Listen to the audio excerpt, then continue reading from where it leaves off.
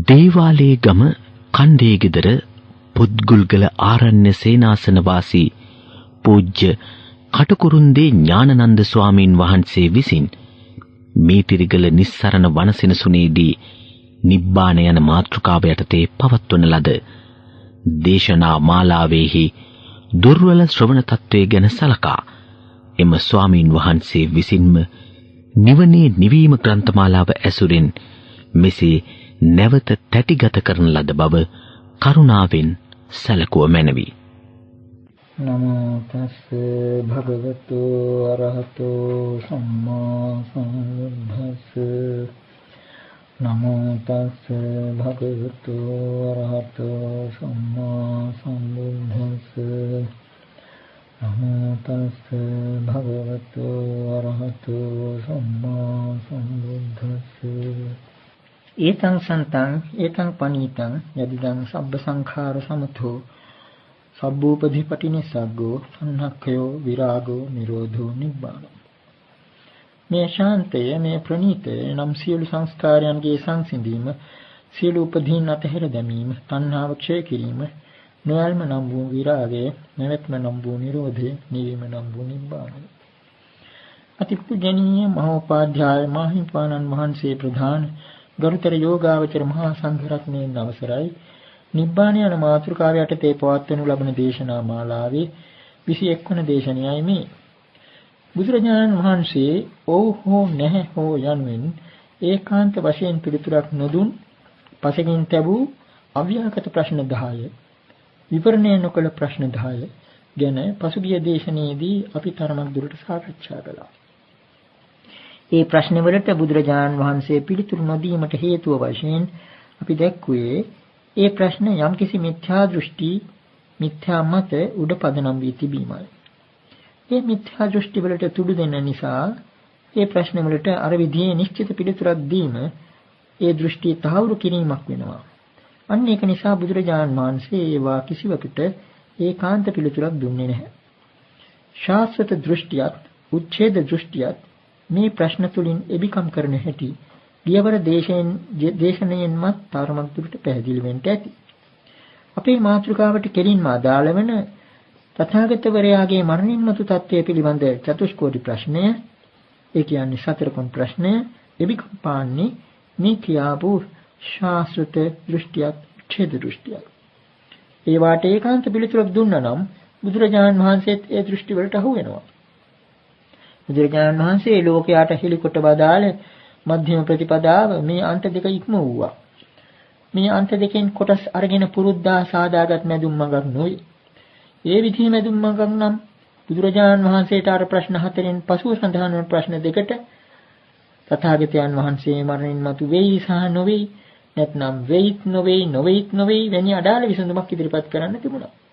නමුත් බුදුරජාණන් වහන්සේ එහෙම නොකර ඒ ප්‍රශ්න සම්පූර්ණයෙන්ම ප්‍රතික්ෂේප කළා. ඒ වෙනුවට බුදුරජාණන් වහන්සේ කලේ චතුරාර්ය සත්‍ය දේශනාවට පදනම් වූ පටිච්චසමුප්පාද ධර්ම න්‍යාය මතු කර දෙන අමුතුම විවරණ මාර්ගයකින් ඒ ප්‍රශ්නවල මිත්‍යා ස්වરૂපය හෙළි කර දීමයි.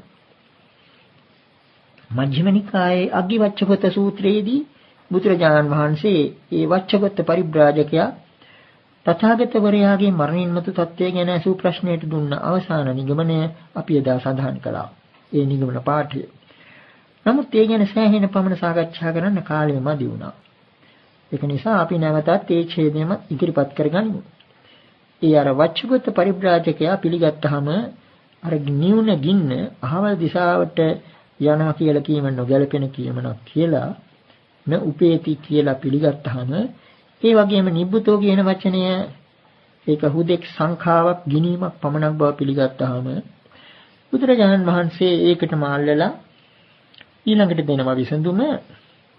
ඒව මේව කෝ වච්ච යේන රූපේන තථාගතං පඤ්ඤාපේමානෝ පඤ්ඤාපේය තං රූපං තථාගතස්ස පහේනං උච්චින්න මූලං පාලාවත්තුකතං අනභාවකතං ආයතින් අනුප්පාද ධම්ම රූප සංඛා විමුක්තෝ කෝ වච්ච තථාගතෝ ගම්භීරෝ අපමෙය්‍යෝ දුප්පරියෝගාහෝ සයථාපි මහා සමුද්දෝ uppajjati iti na upeti na uppajjati iti na upeti uppajjati ca නච uppajjati iti න උපේති. නේව uppajjati න uppajjati iti න උපේති. අරකටම සම්බන්ධ කරලා එසේම වච්ච යම් රූපයකින් තථාගත කෙනෙකුන් පණවන්නේ පණවාලිය හැක්කේද එබඳු ඒ රූපය තථාගතයන් වහන්සේ පිළිබඳව ප්‍රහීණය ප්‍රහාණය කරන ලද්දේ උච්චේන මූලං මුලින් සිඳින ලද්දේ මුලින් සිඳින ලද ගසක් මෙන් කරන ලද්දේ තාලාවත්තුගතං උගුලා තබන ලද තල් ගසක් බවට පත් කරන ලද්දේ අනභාවගතං නොපවත්නා බවට පත් කරන ලද්දේ රූප සංඛා විමුක්තෝ කෝ වච්ච තථාගතෝ ගම්භීරෝ අපමෙය්‍යෝ දුප්පරියෝගාහෝ සයථාපිම සමුද්දෝ වච්ච තථාගත තෙම රූප සංඛ්‍යාවෙන් විමුක්තය රූපය කියලා ගණන් ගැනීම වශයෙන් ගිනීමක් කිරීමෙන් විමුක්තය ගම්භීරෝ අපමෙය්‍යෝ දුප්පරියෝගාහෝ සයථාපි මහා සමුද්දෝ මහා සමුද්‍රයෙන් ගැඹුරුය ප්‍රමාණ කළ නොහැකිය ගැඹුර මිනිය නොහැකිය එම නිසා uppajjati iti න උපේති එම නිසා අර කියාපු හතර විදිහම අර සතර කොන් ප්‍රශ්නයම ගැලපෙන්නේ නැහැ කියන එකයි. උපදීය කියලා කියන්නත් බෑ. නූපදීය කියලා කියන්නත් බෑ. උපදින්නේත් වෙයි නූපදින්නේත් වෙයි කියලා කියන්නත් බෑ. උපදින්නේත් නොවේයි නූපදින්නේත් නොවේයි කියලා කියන්නත් බෑ. මේ විදිහටම ඒ රූපය ගැන කිව්වා වගේම රූපස්කන්ධය ගැන කිව්වා වගේම වේදනාව ගැන සංඥාව ගැන සංස්කාර ගැන විඥානය ගැන මේ පංචස්කන්ධය පංච උපාදානස්කන්ධය පිළිබඳවම බුදුරජාණන් වහන්සේ මේ විදිහට දැක්වුවා. එතකොට මෙතෙන්දී අපට පැහැදිලි වෙනවා මේ ශාසනයේ තථාගතවරයා රූප වේදනා ආදී ඒ කිසිම ස්කන්ධයක් අනුව ගණන් ගැනීමට නොහැකි බව. මේ උපමාවලින් හොඳට පැහැදිලි වෙනවා තථාගතවරයාගේ தત્ත්වය. හරියට අර ගස පිළිබඳ උපමාවමයි මුලින් සිඳින ලද ගසක් වගේ. මුලින් සිඳින ලදුව කෙලින් තියෙනවා නම් ගහක්. ඒක දැක්කහම කෙනෙක් හිතනවා ඒකට ඇත්ත වශයෙන්ම රැවටෙනවා සාමාන්‍ය ගහක් කියලා. ඒ වගේම උගුලන ලද තල් ගහක් තාමත් කෙලින් තියෙනවා නම් ඒකටත් සමහර විටක මේ වැඩෙන තල් ගසක් කියලා හිතනවා. අන්න ඒ විදිහට මේ තථාගතවරයා පිළිබඳව ලෝකයා හිතන්නේ ඒ ආකාරයටයි. මෙන්න මේ ගස පිළිබඳ උපමාව අපිට නැවතත් මතක් කරලා දෙනවා ඉසිදත්ත තේර ගාථාව. මේ කාරණේ හෙළිවෙන වටිනා ගාථාවක්. පංච ඛණ්ඩා පරිඤ්ඤාතා තිත්තන්ති චින්න මූලකා දුක්ඛක්ඛයෝ අනුප්පත්තෝ පත්තෝ මේ ආසවක්ඛයෝ. ඒකේ තේරුම පංචස්කන්ධා පරිඤ්ඤාතා පිරිසිදු දැනගන්නා ලද පංචස්කන්ධයෝ ස්කන්ධ පහ තිත්තන්ති චින්න මූලකා මුලින් සිඳින ලදුව කෙලින් සිටිත් කියන එක. දුක්ඛක්ඛයෝ අනුප්පත්තෝ දුක් කෙලවර කිරීමට ළඟා වීම. පත්තෝ මේ ආසවක්ඛයෝ ආශ්‍රවක්ෂය නම් වූ නිවනට පැමිණීම. එයිනුත් හැඟෙනවා රහත් වුණාම ඔන්න ඔය විදිහේ තත්ත්වයක් තියෙනවා. මහ පුදුම විදිහේ තත්ත්වයක්. දැන් මෙතන මේ සංඛා කියන වචනේ විශේෂයෙන් වැදගත් වෙනවා. අපි අර පపంచ කියන වචනේ ගැන සාකච්ඡා කළ අවස්ථාවේ පపంచ සංඛා කියන වචනයක් ඉදිරිපත් වුණා. පపంచ සංඛා, පపంచ සංඥා සංඛා. එතෙන්දී අපි මේ සංඛා කියන වචනේ ගැන හුඟක් දුරට විස්තර කළා. සංඛා කියන එකට සමානයි සමඤ්ඤා පඤ්ඤාති කියන පදත්. සංඛා සමඤ්ඤා පඤ්ඤාති කියන්නේ සමානාර්ථවත් බොහෝ දුරට කිට්ටු කිට්ටු අර්ථ ඇති පදයි. ගිනීම්, හැඳින්වීම, පැනවීම, ගණන් ගැනීම, හඳුන්වා දීම, පැනවීම. එතකොට අර බුදුරජාණන් වහන්සේ දුන් නිගමන පාඨයෙන් පැහැදිලි වෙනවා මේ ශාසනයේ තථාගතවරයා රූප වශයෙන් ගණන් ගන්නත් බෑ රූපස්කන්ධය තිබුණා. වේදනා වශයෙන් ගණන් ගන්නත් බෑ වේදනාවින්ද. සංඥා ස්කන්ධය වශයෙන් ගණන් ගන්නත් බෑ මේ තථාගතයන් වහන්සේ කියලා සංඥාවෙන් අඳුර ගන්නත් බෑ. සංස්කාර වලින්වත් විඥාණයෙන්වත් බෑ. එතකොට මෙන්න මේ විදිහේ පැනවීම ගණන් ගැනීම කියන ඒවා කිරීමට නම් යම්කිසි ද්වේතාවක් අවශ්‍ය වෙනවා. ද්වේතාවක් දෙකක් පිළිබඳව. ඒක අපි කලින් අවස්ථාවක ප්‍රකාශ කළා මේ ද්වේතාව පිළිබඳ යම්කිසි ධර්මතාවක්. දැන් ඔන්න ඊටමත් සුළු නිදසුනක් වශයෙන් කිව්වොත් සාමාන්‍යයෙන් බඩුවක් පවා මිල කරන්න පුළුවන් වෙන්නේ සැපයුමත් ඉල්ලුමත් අතර වටයක් කරකැවෙනම නම් තමයි. ඔන්න ඔය විදිහේ එක්තරා වටයක් තියෙනවා. දෙකක් අතර කරකැවෙන වටයක් තියෙනවා. වටය කියන්නේ කරකැවීම. ඒ විදිහේ කරකැවීමක් තියෙන තාක් තමයි ප්‍රඥප්තියකට ඉඩ තිබෙන්නේ. එතකොට මෙන්න මේ ද්වේතාවෙන් මිදිලා තථාගතයන් වහන්සේ. විඥානියත් නාම රූපයත් අතර තියෙන ද්වේතාව මේ සංසාරික දියසුලිය බව අපි ප්‍රකාශ කළා. දැන් මෙතෙන්දී අපිට මේ දියසුලිය ගැන තවත් වරක් මතක් කර ගන්න පුළුවන්. කලින් අවස්ථාවකත් අපි ඉදිරිපත් කළ උද්ධෘත පාඨය, උදාන පාළියෙන් ඉදිරිපත් කළ උද්ධෘත පාඨය, චින්නම් වට්ටං නවට්ටති ඒසේවන්තෝ දුක්ඛස්ස. ඒ රහතන් වහන්සේ පිළිබඳව සඳහන් වෙනවා සිඳින ලද වට්ටය, සිඳින ලද ඒ සුලියෙන් නොකැරකෙවි. මේව දුකෙහි කෙලවරයි කියලා. එතකොට මේ විඥාන නාම රූප අතර දියසුලිය.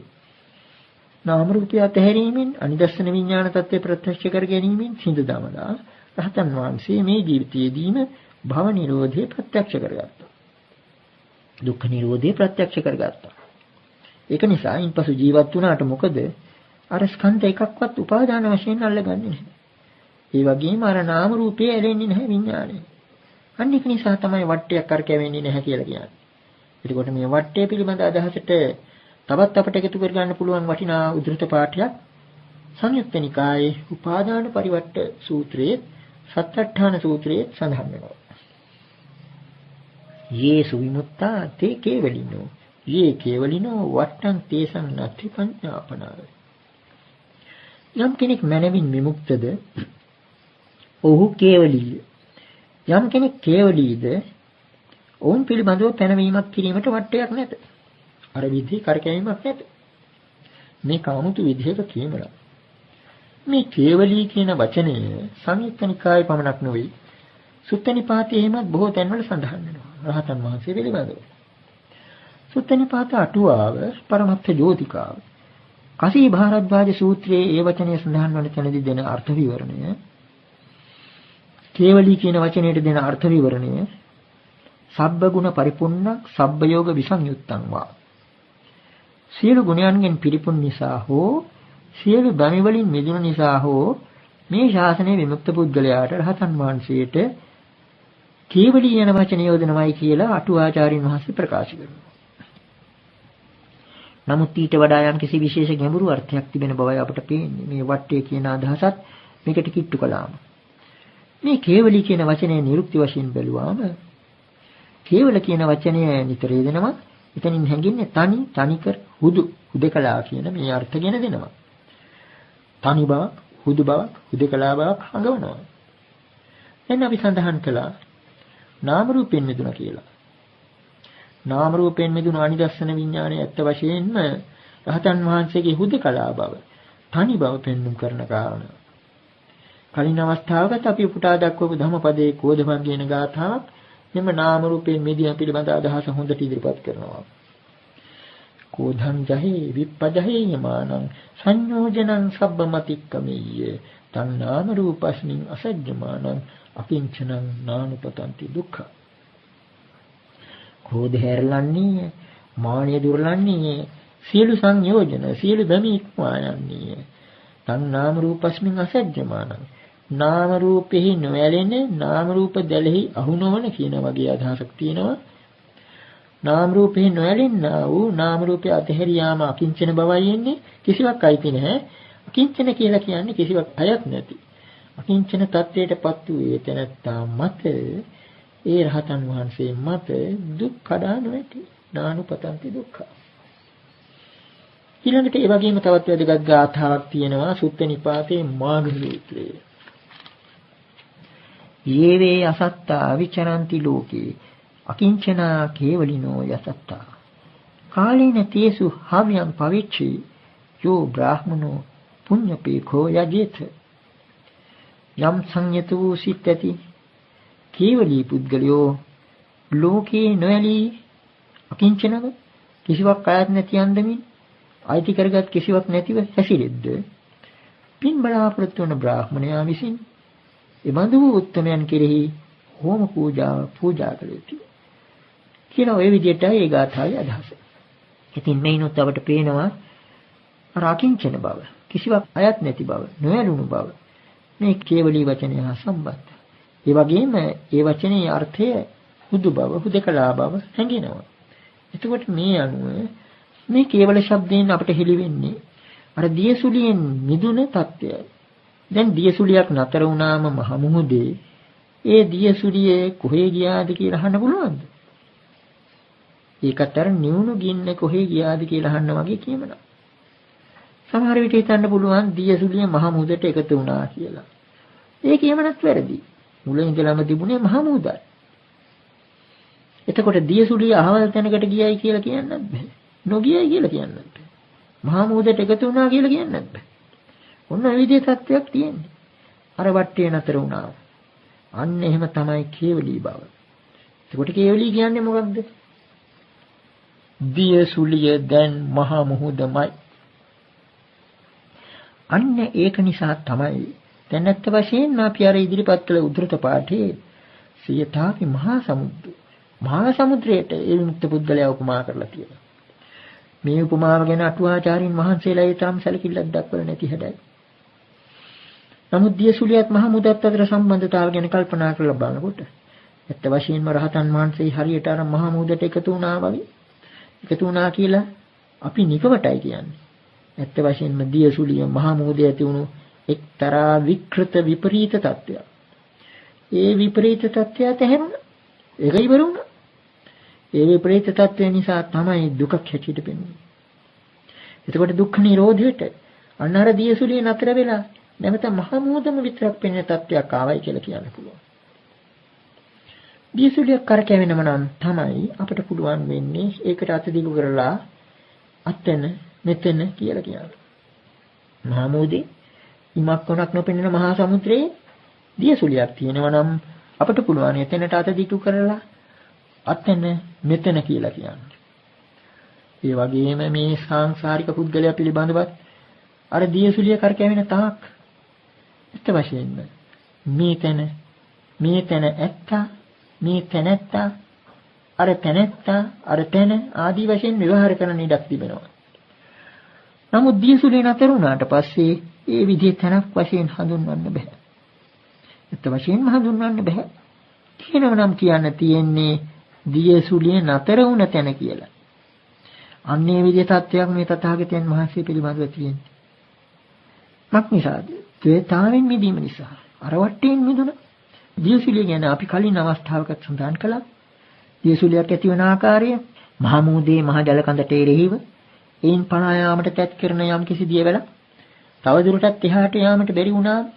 ඒ මහා ජල කඳේ හැපිලා, විසි වෙලා, තෙරපිලා, කරකැවිලා ඇති කරගන්න එක්තරා වටරවුමේ යෑමක් තමයි අපි දියසුලිය හැටියට හඳුන්වන්නේ. එතකොට මේක යථා තත්ත්වයක් නොවේ. එක්තරා අයථා තත්ත්වයක්. විපරීත තත්ත්වයක්. කරන්නට බැරි වැඩක් කරන්නට උත්සාහ කිරීම නිසා මේ විදිහේ විපරීත තත්ත්වයක් ඇති වුණා. දියසුලිය කියලා දෙයක් ඇති වුණා. සංසාරගත සත්‍යයේ තත්ත්වයක් ඒ වගේ. විපල්ලාස හතරක් කියලා ධර්මය උගන්වන්නේ මෙන්න මේ විපරීත චිත්ත තත්ත්ව හතර. අනිච්ච නිච්ච සංඥා, දුක්ඛේ සුඛ සංඥා, අසුභේ සුභ සංඥා, අනාත්මේ නිත්‍ය සංඥා. අනිත්‍ය නිත්‍ය සංඥා ඇති කරගෙන ඒ විපල්ලාසය, ඒ විපරීත හැඟීම ඇති කරගෙන අසුභේ සුභ සංඥා ඇති කරගෙන දුක්ඛේ සුඛ සංඥා ඇති කරගෙන අනාත්ම වූ දෙහි ආත්ම සංඥාව ඇති කරගෙන භවයේ ඉදිරියට යෑමට සංසාරගත පුද්ගලයා යම් කිසි උත්සාහයක් ගන්නවා. ඒ උත්සාහයේ ප්‍රතිඵලයක් තමයි ඔය විඥාන නාම රූප අතරේ නිරන්තර වශයෙන් කරකැවෙන දියසුලිය. එතකොට මෙන්න මේ දියසුලිය කරකැවීම නිසා මේ ලෝකයේ පිළිබඳව යම් කිසි අසත්‍ය ස්වභාවයක් මේ ලෝකයේ පිළිබඳව අපි යථා ස්වභාවය හැටියට හිතන එක ඇත්ත වශයෙන්ම අසත්‍ය දෙයක් හැටියටයි බුදුරජාණන් වහන්සේ හඳුන්වන්නේ. ඒකට හොඳ නිදසුනක් අපි කලින් අවස්ථාවක සුත්ත නිපාතයේ ද්වේතානුපස්සනා සූත්‍රයෙන් උද්දෘත කරලා දැක්කා. අනත්තනියත්තමානි පස්ස ලෝකං සදේවකං නිවිඨං නාම රූපස්මින් ඉදං සත්‍යන්ති මඤ්ඤති. අනත්තනියත්තමානි පස්ස ලෝකං සදේවකං. අනාත්ම වූ දේහි ආත්මය යන මානිය ඇති කරගත්තු මේ දෙවියන් සහිත ලෝකයා දැස බලව නිවිඨං නාම රූපස්මින් නාම රූපයට රිංගාගෙන නාම රූපයට ඇතුල් වෙලා ඉදං සත්‍යන්ති මඤ්ඤති. මේ සත්‍යයයි හඟි. ඒක හැඟීමක් පමණයි. සත්‍ය කාරණයක් නෙවෙයි. මේ ලෝකයේ සත්‍යයයි කියලා ඇත්ත වශයෙන්ම හිතන දේ අසත්‍ය ස්වභාවයක් හැටියටයි මේන් හැඟෙන්නේ. ඒකම තවත් හොඳට පැහැදිලි වෙන සුත්ත නිපාතයේ උරග සූත්‍රයේ කීප තැනකමත් සඳහන් වෙන එක සමාන පාඨයකින්. විශේෂයෙන්ම මේ පාඨයේ සඳහන් වෙනවා. සබ්බං විතතමිදන්ති ඤත්වා ලෝකේ. මේ ලෝකයේ සියල්ලම විතතයි කියලා දැනගෙන. මේ උරග සූත්‍රයේ විශේෂත්වය අපි කලිනුත් සඳහන් කළා නොයෙකුත් අවස්ථාවල. සර්පයා හැවදමන්න වගේ මේ සියල්ලම අත්හැරීම ගැනයි මේ සූත්‍රයේ කියවෙන්නේ. එතකොට මේ සර්පයා හැවදැමීම හැව දැන් අසත්‍ය දෙයක් බව තේරුම් ගැනීමෙනුයි හැව අතහරින්නේ. ඒ වගේ සබ්බං විතතං ඉදං ඥාත්වා ලෝකේ. ලෝකේ හැම දෙයක්ම විතතයි කියලා තේරුම් ගැනීම ඒ තථා නොවේ බව තේරුම් ගැනීමයි. තථා කියන්නේ එසේ බව. යමක් යථා භූත නම් ඒකට තථා කියලා ගන්න පුළුවන්. ඒ යථා භූත විදියටම. ඒ යථා භූත නොවේ නම් ඊට යොදන වචනය අයථා. එහෙම නැත්නම් විතත. සත්‍ය නොවන කියන හැටි. ඒකට මේ කියන හැටියට අර වටේ අර දියසුලියේ විඥානියත් නාම රූපයත් අතර මේ සත්‍යයේ චිත්තසංතානයේ කරකැවෙන මේ දියසුලියේ ඇත්ත වශයෙන්ම විතත තත්ත්වය අසත්‍ය තත්ත්වය. මෙන්න මේ අසත්‍ය තත්ත්වයෙන් මිදීමම තමයි මේ ද්වේතාවෙන් මිදීමම තමයි අරහත්ත්වය කියලා කියන්නේ. මේ ද්වේතාව නිසාමයි ලෝභ දෝෂ මොහ කියන තත්ත්ව තුනක් ඇති වෙන්නේ. අර වටවලල්ලේ කරකැවෙන තා ඒ හැපෙන හැපිලි සමහර විට ලෝභය නිසා සමහර විට ද්වේෂය නිසා ඊළඟට ඒ දෙකටම හේතු වෙන්නේ මුලාවයි. මේක වතුර පාරක් වටරව මේ හැපි හැපි යන්නේ. අන්න ඒ වගේ. විඥානයත් නාම රූපයත් අතර තියෙන මේ විපරීත తත්වය ඇත්ත වශයෙන්ම විතත් විපරීත අසත්‍ය తත්වය. මේ අසත්‍ය తත්වයෙන් සත්‍ය తත්වයට පැමිණීම තමයි තථාගත බව. අපි කලින් සඳහන් කළා තථාගත කියන පදේ අන්‍ය තීර්ථකයන් අතරත් භාවිතා වූ බව. නමුත් ඒ අර්ථයෙන්ම නොවේ බුදුරජාණන් වහන්සේ තථාගත කියලා පාවිච්චි කරන්නේ. ඒ අන්‍ය තීර්ථකයන් නම් තථාගත කියන මේ වචනයෙන් අදහස් කළේ අර සත්වපුද්ගල සංඥාව ගෙනදෙන විමුක්ත කියලා කිව්වට ඇත්ත වශයෙන්ම සත්වපුද්ගල සංඥාවක් ඇති කෙනෙක්. නමුත් මේ ශාසනයේ තථාගතයන් වහන්සේ හිම නොවේ. බුදුරජාණන් වහන්සේ සමහර අවස්ථාවල නිරුක්තියකුත් දක්වලා තියෙනවා තථාගත පදයට. යථා කියන වචනයට සමානයි තථා කියන එක.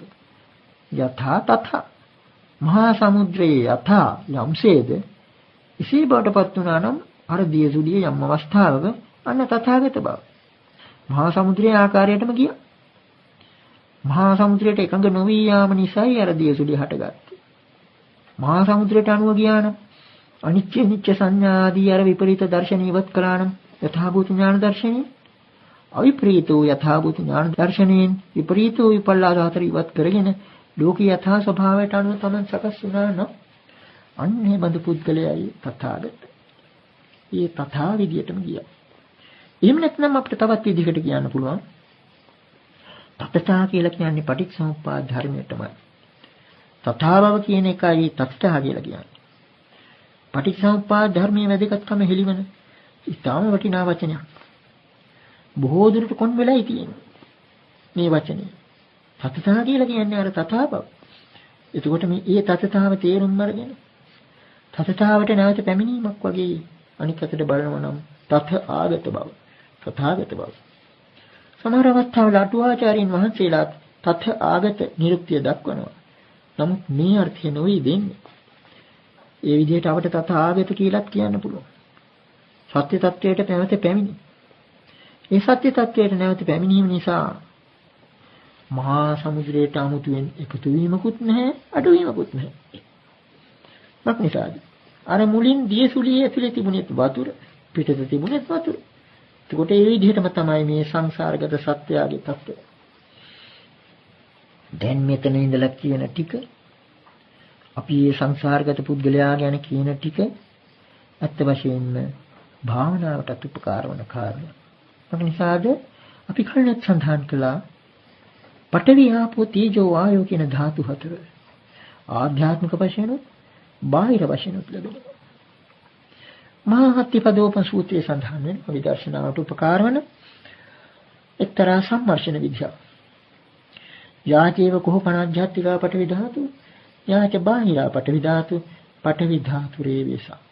තං නේතං මම නේසෝ හමස්මි නමීසෝ අත්තාතිය මේ තං යථා භූතං සම්මප්පඤ්ඤා දත්තබ්බං. යම් ආධ්‍යාත්මික වූ පඨවි ධාතුවක් වේද යම් බාහිර වූ පඨවි ධාතුවක් වේද ඒ දෙකම හුදු පඨවි ධාතුනේ. එය මෙය මගේ නොවේ, මෙය මම නොවෙමි, මෙය මගේ ආත්මය නොවේ යනුවෙන් සම්‍යක් ප්‍රඥාවෙන් දැකිය යුත්තේ. ඉතින් මෙතනින් හැඟෙන්නේ මේ අපි පුද්ගලයා සත්වය හැටියට හඳුන්වන මේ දියසුලිය හැදිලා තියෙන්නේ මේ මහා බුදු ධර්මයන්ගෙන්. අවට තියෙන්නේ ඒවමයි. එතකොට මේ ඇති කරගෙන තියෙන එක්තරා විපරීත අදහසක් පමණයි. මම මේ මාගේ යනුවෙන් මේ සංසාරික සත්‍යය තුළ තිබෙන පෞද්ගලිකත්වය පිළිබඳ හැඟීම අර දියසුලියක පෞද්ගලිකත්වය පිළිබඳ හැඟීම වගේ පුද්ගලිකත්වයක් මාපාන දෙයක්. ඒකයි අස්මිමාන කියලා කියන්නේ. ඒකට මේ මානියක් පමණයි. අපට වඩාත් පැහැදිලිව පේනවා අවට දිවෙන පිරිසුදු වාතයේ දියසුලියට අහු වෙනවා ආශ්වාසයේ හැටියට. ටික වේලාවකින් අපිරිසිදුව ප්‍රශ්වාසය වශයෙන් පිට වෙනවා. බාහිර ලෝකයේ පඨවි ආපෝ ධාතු ප්‍රධාන යම් යම් කොටස් පිරිසිදු ආහාර පාන නමින් දියසුලියට අහු වෙලා වටරම් කීපයක් කරකැවිලා අපවිත්‍ර මල මුත්‍ර හැටියට පිට වෙනවා. ඔන්න ඔය විදිහට මෙතන තියෙන්නේ අර ඇතුළතත් පිටතත් පිළිබඳව ඇති කරගත්තු එක්තරා මානියක්, මැනීම. මේ මැනීම් ගිනීම් ආදී හැම එකකටම උපකාර වන දෙයක් තමයි මේ ද්වේතාව. දෙකක් කියන හැඟීම. දෙකක් කියලා ඇති කරගත්තු හැඟීම. අන්න එතකොට ද්වේතාවෙන් මිදීම නිසා ලෝභ ද්වේෂ වශයෙන් තියෙන ඇලීම් ගැටීම් දෙකනොත් මිදෙනවා. පටපැනීම වගේ වටරවුම යන ගමන අවිද්‍යාව කියලා කියන්නේ. ඇත්ත වශයෙන්ම වටරවුම ගියාට අඳුන ගන්න බෑ ඊළඟ රවුම කරකැවිලෙනකොට. අන්නේ විදිහ මහ පුදුම පටපැනීමක් තියෙනවා. අවිද්‍යාවේ අමතක වෙන ස්වභාවයක් තියෙනවා. ඒ ජීවිතයක කොයිතරම් දුක් විඳලා ඊළඟ ජීවිතේ නැවත උපදිනකොට අලුත් ලෝකයක්, අලුත් භවයක් අරම මොකුත් මතක නැහැ. උන විදිහටම වටරවුමක් තමයි කාලයත් අවකාශයත් මුල් කරගත්තු මේ මහා සංසාරයේ හැටියට තියෙන සංසරණය. සංසාරය කියන්නේ අර වගේ වටරවුම යන. ඒ වටේ වුණත් මේ වගේමයි. එහිම බීජය වගේ මේක. ලෙඩක් තියෙනවා නම් විෂ බීජයෙන් අහු වෙනවා ලෙඩ. ඒ වගේ බුදුරජාණන් වහන්සේ පෙන්වා දුන්නා. විඥාන නාම රූප කියන මේ අපේ සිත තුළ කරකැවෙන වටේ තිබෙන්නේ ওই ධර්මතාව බව.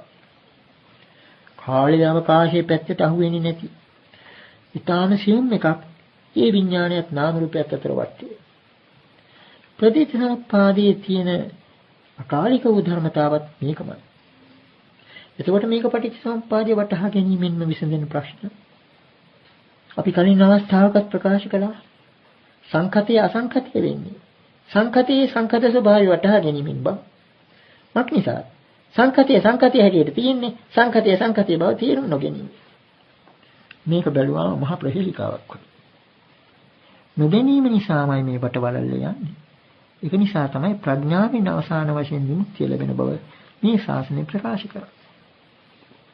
කොහොම නමුත් දැන් අපිට මෙතනින් ඉතාම වැදගත් කාරණයක් කියවෙනවා. මේ තථාගත කියන පදයට බුදුරජාණන් වහන්සේ දුන්න මේ නිරුක්තිය ඉතාමත්ම අර්ථවත් නිරුක්තියක්. අර ප්‍රශ්න වලට පිළිතුරු දීමට හේතුව මෙතනින්ම කියවෙනවා.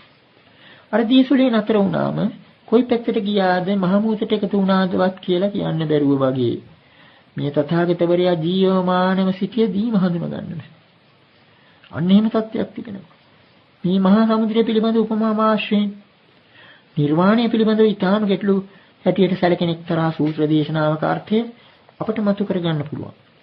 බොහෝ විට නිර්වාණය පිළිබඳ ඔය ශාස්ත්‍ර දෘෂ්ටියට නැඹුරු වන විවරණයක් ඉදිරිපත් කරන අපේ බෞද්ධ උගතුන් උද්ධෘත කරලා දක්වන සූත්‍රයක් තමයි අංගුත්තර නිකායේ අටක නිපාතේ තියෙන පහාරාද සූත්‍රය. ඒ සූත්‍රය කීප තැනකම සඳහන් වෙනවා. විනය චුල්ල වගේ උදාන පාළිය ආදී කීප තැනක. මේ සූත්‍රයේදී, මේ පහාරාද සූත්‍රයේදී බුදුරජාණන් වහන්සේ පහාරාද අසුරේන්ද්‍රයාට මහා සමුද්‍රයේ ආශ්චර්ය අද්භූත ධර්ම අටකට මේ ධර්ම විනයේ මේ ශාසනයේ ආශ්චර්ය අද්භූත ධර්ම අටක් සංසන්දනය කරමින් එක්තරා දේශනාවක් ප්‍රකාශ කළා. එයින් පස්වෙනි ආශ්චර්ය අද්භූත ධර්මය හැටියට සඳහන් වෙන්නේ මේක. සයථාපි පහාරාද යාච ලෝකේ සමන්තියෝ මහා සමුද්දං අප්පෙන්ති යාච අන්තලික්ඛා ධාරා පපතಂತಿ නතීන මහා සමුද්දස්ස ඌනත්තං වා පුරත්තං වා පඤ්ඤායති. එවමෙව කෝ පහාරාද බහූචේපි බික්ඛෝ අනුපාදිශේසාය නිබ්බාන ධාතුය පරිනිබ්බායන්ති නතේන නිබ්බාන ධාතුය ඌනත්තං වා පුරත්තං වා පඤ්ඤායති.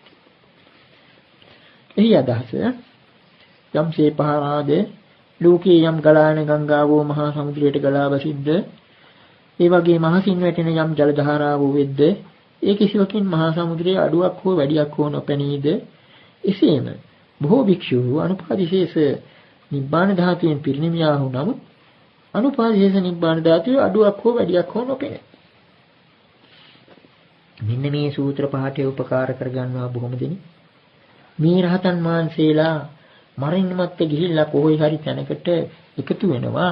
ඒ තැන පිරෙන්නේ නැහැ කියලා ওই විදිහ අදහසක් දෙන්න. තාම ඕලාරික අදහසක්. පුදුම හිතෙනවා මේ විදිහ අදහස් ඉදිරිපත් කිරීම පවා. මක්නිසාද අර ශාස්ත්‍ර දෘෂ්ටියත් උච්චේ දෘෂ්ටියත් සම්පූර්ණයෙන්ම ප්‍රතික්ෂේප වන ධර්මයක් නිසා මේ සූත්‍ර දේශනාවේ රූපකාර්ථ සමතක කිරීම නිසා රහතන් වහන්සේ මහා සමුද්‍රය හා සම්බන්ධ කිරීමෙන් ඉදිරිපත් කරන්නට බලාපොරොත්තු වෙන අර කේවල බව තථා බව ගැන නොතකීම නිසා ওই විදිහ මත ඉදිරිපත් කරන බවයි පේන්නේ. අන්න ඒක නිසා අපිට හිතා ගන්න තියෙන්නේ. ඇත්ත වශයෙන්ම නිර්වාණය කියන එකයි නියම සත්‍යය. ලෝකයා සංසාරය කියන එක විපරීත තත්ත්වයක්. ඒ නිසාම තමයි අර අපි කලින් අවස්ථාවකත් කෙටියෙන් ප්‍රකාශ කළ ද්වේතානුපස්සනා සූත්‍රය ඉතාම වටිනා සූත්‍රයක් වෙන්නේ. එතන සඳහන් වෙනවා ලෝකයා සත්‍යය කියන දේ ආර්යයන් වහන්සේලාට අසත්‍යයි. ලෝකයා සුඛ හැටියට හිතන දේ ආර්යයන් වහන්සේලා දුක හැටියට සැලකනවා කියලා. පස්ස ධම්මං දුරාජානං සම්පමූලහෙත්ත අවිද්දසු කියලා බුදුරජාණන් වහන්සේ දෙන්නේ ප්‍රකාශ කරනවා. මේ තරම් තීරුම් ගැනීමට අපහසු ධර්මයක් දිහා බලන්න මේ ධර්මයේ පිළිබඳව බොහෝ දෙනෙක් මුලා වෙනවා කියලා. මුලා වෙන බවත් ඇත්තයි. උන් එතකොට මොයින් පෙන්නනවා මේ තථා කියන වචනේ ඇති ගැඹීරාර්ථය. ඒ වගේම තථාගතයන් වහන්සේ පිළිබඳව මේ දැක්වූ අදහස් කීපය තවදුරටත් පැහැදිලි කරනවා නම් මේ විමුක්ත පුද්ගලයා මරණින් මතු වේයිද නොවේයිද ආදී ප්‍රශ්න වලට පිළිතුරු දෙය යුතු ආකාරය ගැන හොඳ වටිනා සූත්‍රයක් වෙනවා සංයුක්ත නිකාය අව්‍යාකර සංයුත්තේ අනුරාධ සූත්‍රය හැටියට. මේ සූත්‍රයේ සඳහන් වන ආකාරයට බුදුරජාණන් වහන්සේ එක්තරා අවස්ථාවක විශාලානුවර කූටාගාර ශාලාවේ වැඩ වාසය කළා. ඒ කාලේ බුදුරජාණන් වහන්සේ වැඩ විසූ තැනට නුදුරින් ආරණ්‍ය කුටියක අනුරාධ කියලා ස්වාමීන් වහන්සේ නමක් වැඩ වාසය කළා. ආරණ්‍ය කුටියක හිටියට මොකද මේ වගේ ප්‍රශ්න වලින් බේරලා ඉන්න අමාරු බව පැහැදිලි වෙන කාරණයක් අනුරාධ ස්වාමීන් වහන්සේට එක දවසක්ද සිද්ධ වුණා. අන්නේ තීර දෙක පරිබ්‍රාජකයන් පිරිසක් ඇවිල්ලා අනුරාධ ස්වාමීන් වහන්සේ ඉස්සරහා ඉඳගෙන මෙන්න මේ විදිහේ ප්‍රකාශයක් කළා. මොනවද කියන්නේ කියලා දැනගන්න වෙන්නේ. යෝසුවා උසුවන්රාධ තථාගතෝ උත්තම පුරිසෝ පරම පුරිසෝ පරමපත්තිපත්තෝ තං තථාගතං ඉමේ චතුහිඨානි පඤ්ඤාපේමානෝ පඤ්ඤාපේති හෝති තථාගතෝ පරම්මනා නහෝති තථාගතෝ පරම්මනා හෝති ච නහෝති ච තථාගතෝ පරම්මනා නේව හෝති නනහෝති තථාගතෝ පරම්මනා. එවැනි ඔය උත්තම පුරිස පරම පුරිස පරමපත්තිපත්ත නමින් හඳින්වෙන ඒ කියන්නේ උත්තම පුරුෂයා යම්කිසි ශාසනික උත්තම පුරුෂයා පරම පුරුෂයා පරම තත්වයටපත් වූ පුද්ගලයා හැටියට සැලකෙන ඒ තථාගතවරයා එබඳු පුද්ගලයා පිළිබඳ මරණින් මතු තත්ත්වයේ පණවන කෙනෙක් පැනවිය යුත්තේ මෙන්න මේ හතරෙන් එකකට. එම තථාගතවරයා පිළිබඳව යම්කිසි කෙනෙක් පැනවීමක් කරනවා නම් ඊය කරන්න පුළුවන් වෙන්නේ මේ සතර කොන් තර්කයෙන් පමණයි කියන එක. ඒකයි ප්‍රකාශය. මේ පිරිවැජ්ජයන්ගේ. එතකොට මේ අනුරාධ ස්වාමීන් වහන්සේ ප්‍රකාශ කරනවා යෝසුවාවසෝ තථාගතෝ උත්තම පුරිසෝ පරම පුරිසෝ පරමපත්තිපත්තෝ තං තථාගතං අඤ්ඤත්‍රිමේහි චතුහිඨානි පඤ්ඤාපේමානෝ පඤ්ඤාපේ. ඒ කියන්නේ අර උත්තම පුරිස පරම පුරිස පරමපත්තිපත්ත වශයෙන් හැඳින්වන තථාගතවරය පිළිබඳව යම් කිසි කෙනෙක් පණවනව නම් මේ පැනවීමක් කළ හැකි මේ හතරෙන් පිටතය. මේ හතරෙන් පිටතයේ තථාගතවරය පිළිබඳව යම් කිසි පැනවීමක් කළ හැකි කියලා. මේක කිව්වේ හැටියේ අන්‍ය තීර්ථක පරිබ්‍රාජකයෝ මෙන්න මෙහෙම දෙයක් කිව්වා. එක්තරා නිග්‍රහයක් හැටියට වගේ. එක්ක මේ ළඟදී පැවිදි වෙච්ච නාග භික්ෂුවක් එහෙම නැත්නම් මෝඩ අව්‍යක්ත කෙනෙක් කියන නැගිටලා යන්න ගියා. එතකොට මේ අනුරාධ ස්වාමීන් වහන්සේ ටිකක් කල්පනා වෙටුණා. මින් එහාටත් මගෙන් ප්‍රශ්න කළා නම් එහෙම මේ අන්‍ය තීර්ථක පරිබ්‍රාජකයන් මම කොයි විදිහටද පිළිතුරු දිය යුත්තේ? කොයි අන්දමින් පිළිතුරු දුන්නාමද ධර්මයට එකඟව ධර්මානුකූලව පිළිතුරු දුන්නාමෙන් බුදුරජාණන් වහන්සේගේ වචනේ නොකී දෙයක් කී හැටියට ඉදිරිපත් කිරීමේ දෝෂයෙන් ඉවත්ව ඒ වගේම ගරහාවට ලක්වන්නේ නැතිව මම කොහොමද මේකට පිළිතුරු දෙන්නේ කියලා. ඒ කුකුස නිසානුරාධ ස්වාමීන් වහන්සේ වැඩම කළ බුදුරජාණන් වහන්සේ ළඟට.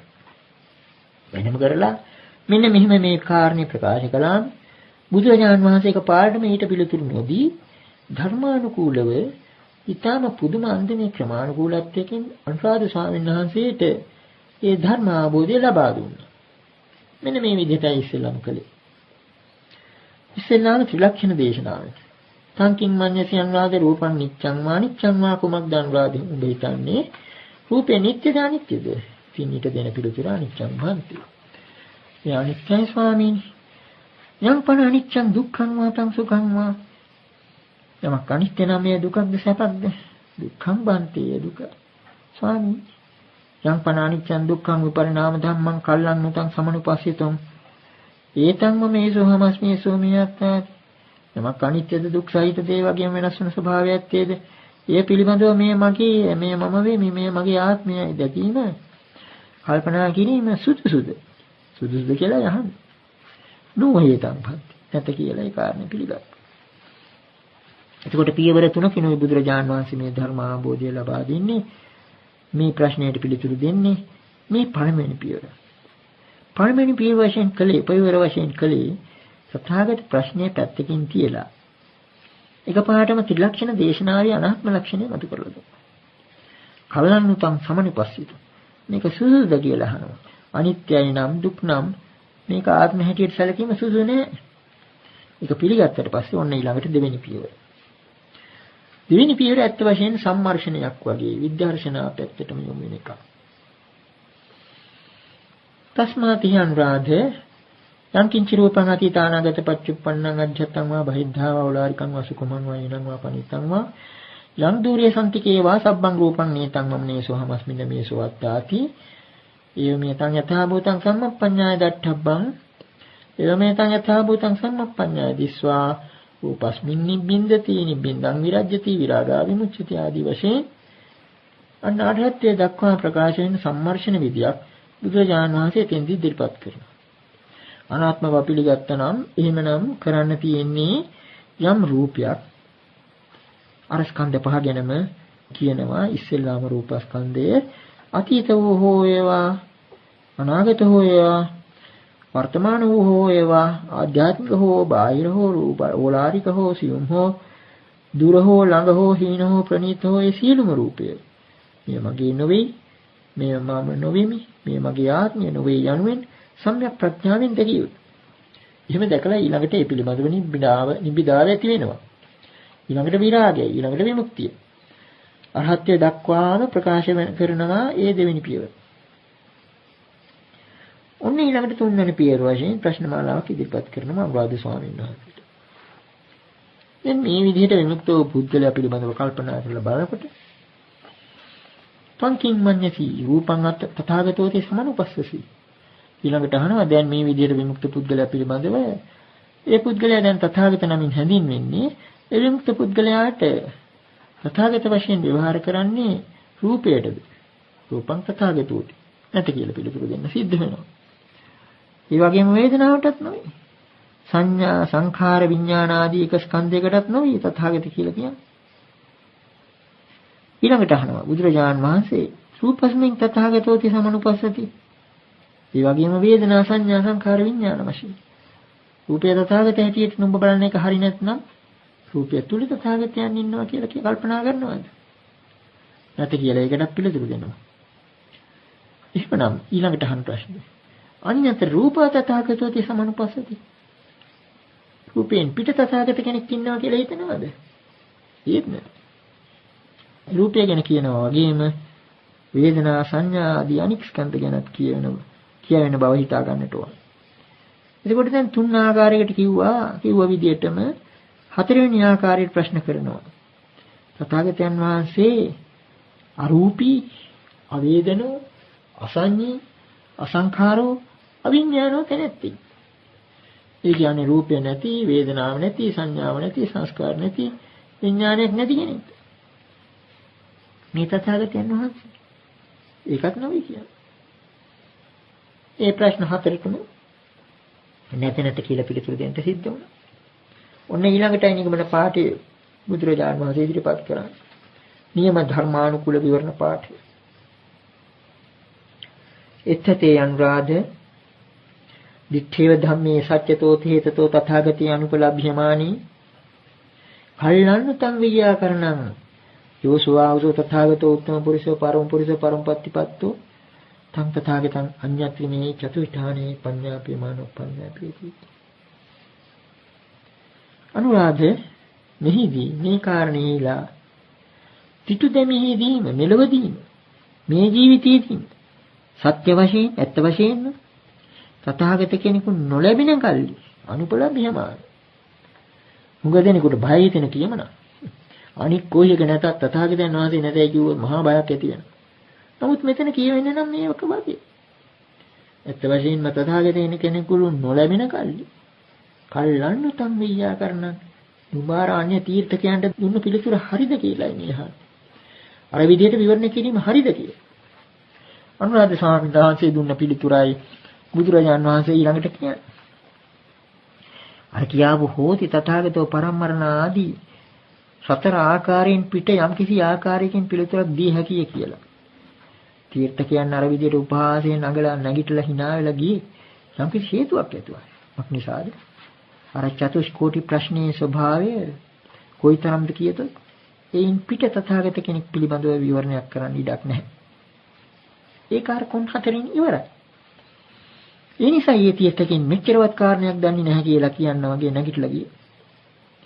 ඒකට බුදුරජාණන් වහන්සේ මේ අර තීර්ථකෙන්ගේ උපහාසය සහේතුක බව යන්ත්‍රාදී ස්වාමීන් වහන්සේට ඒත්තු ගන්නවා. නුඹ දුන්න පිළිතුර හරි නැහැ. හතර ආකාරයෙන් පිට තථාගත කියන වචනේ උපකාර කරගෙන විවරණයක් දෙන්න බෑ. මක් නිසාද? මනින් මැත්තේ තථාගතයන් වහන්සේ වෙයි නොවේ කියලා කියන්ට කලින් විතු දැමියෙහිදී තථාගත කෙනෙක් නැහැ. පිටේව ධම්මේ සත්‍යතෝ තේත්තෝ. එතකොට අනුරාධ ස්වාමීන් වහන්සේ පිළිගන්නවා. බුදුරජාණන් වහන්සේ අහන්නේ නුඹ කලින් දුන්න පිළිතුර හරිද කියලානේ. නොහේ තම්පන්ති මම කලින් දුන්න විවරණය වැරදි ස්වාමී කියලා කිව්වා. අන්න එතකොට බුදුරජාණන් වහන්සේ සාදු සාදු අනුරාධ පුබ්බේ චාහං ඊතරහිච දුක්ඛං චේව පඤ්ඤපේමි දුක්ඛසිත නිරෝධං. සාදු කියලා ඒක අනුමත කරලා අනුරාධ ඉස්සරත් දැනුත් මම දේශනා කරන්නේ මෙච්චරයි. දුක්ඛ නිරෝධය පමණයි මා පනවලා. මගේ සත්‍ය දේශනාව මෙච්චරයි. චතුරාර්ය සත්‍ය දේශනාව. ඒ තථාගත සත්‍ය පුද්ගල ආදී ඒවා ප්‍රඥප්ති පමණයි. එතකොට මෙන්න මේක සමහර විට කෙනෙකුට මහ බය හිතෙන කියමන. අපි ඉස්සෙල්ලා බලමු ටිකක් හරි ඉඩ තියනවාද මේ තථාගතයන් වහන්සේ බේරගන්න කියලා.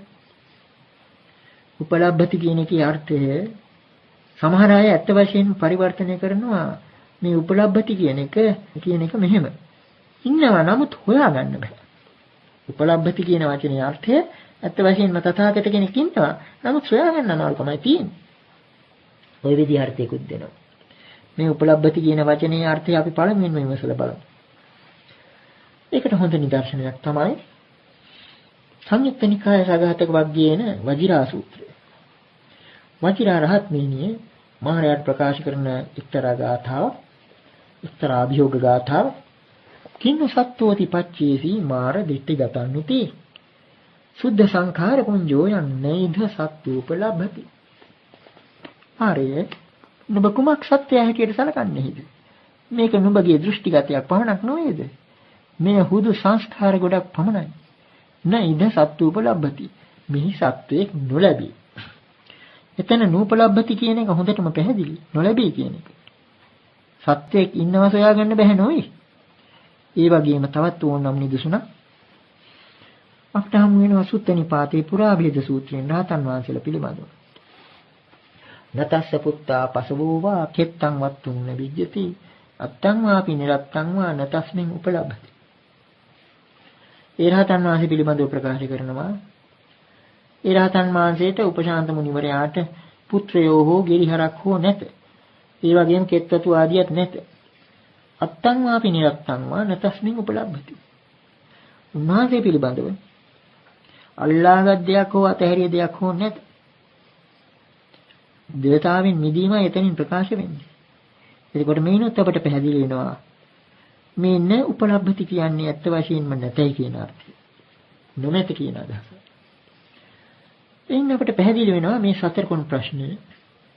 බුදුරජාණන් වහන්සේ මේකට පිළිතුරු නොදී පැත්තකට කළේ පිළිතුරු දෙන්න පුළුවන් අවබෝධයක් තිබෙද්දි ඒක නිවනට අනවශ්‍ය නිසා නොවේ. කාටද කියන්න පුළුවන් මරණින් මතු රහතන් වහන්සේ පිළිබඳ தත්ත්වය නිවනට අදාළ නොවේ කියලා? ඒක නිසා නොවේ. මේ ප්‍රශ්නවලම තිබෙන යම්කිසි මිත්‍යා ස්වરૂපයක් නිසා. මේ ප්‍රශ්න කරුවන් තථාගත වචනයෙන් අදහස් කළේ සත්වයේ පුද්ගලෙක් කියන අදහස. නමුත් බුදුරජාණන් වහන්සේ පෙන්වුම් කළා මේ සත්ව පුද්ගල සංඥාව එහෙම පිටින්ම මිත්‍යාව.